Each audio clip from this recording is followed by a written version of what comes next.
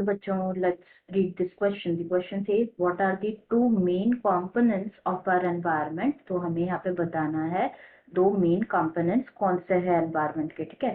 तो सबसे पहले यहाँ पे बात करेंगे हम की कॉन्सेप्ट के बारे में। तो जो की कॉन्सेप्ट इस क्वेश्चन में यूज किया गया है, that is main components of environment.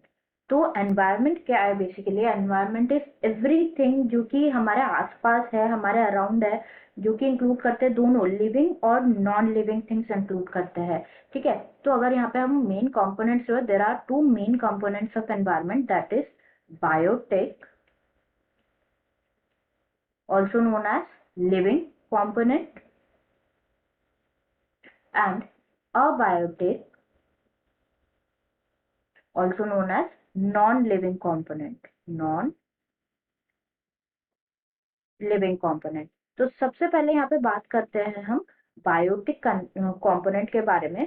तो जो बायोटिक कंपोनेंट है, दीज आर दी कंपोनेंट जो कि प्रेजेंट होते हैं एनवायरनमेंट में, ये इंक्लूड करते हैं सभी लिविंग कंपोनेंट, सभी लिविंग थिंग्स, जितने भी लिविंग थिंग्स है ना एनवायरनमेंट में, सभी इंक्लूड करते हैं अंडर बायोटिक कंपोनेंट। कुछ एग्जांपल अगर हम देखें तो जैसे plants, animals,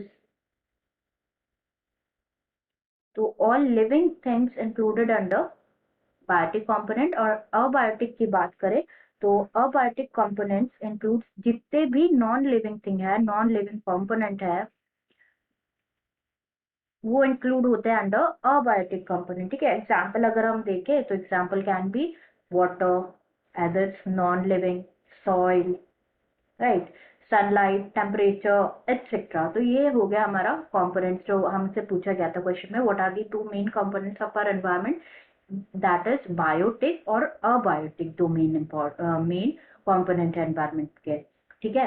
I hope you understood it well. Best of luck.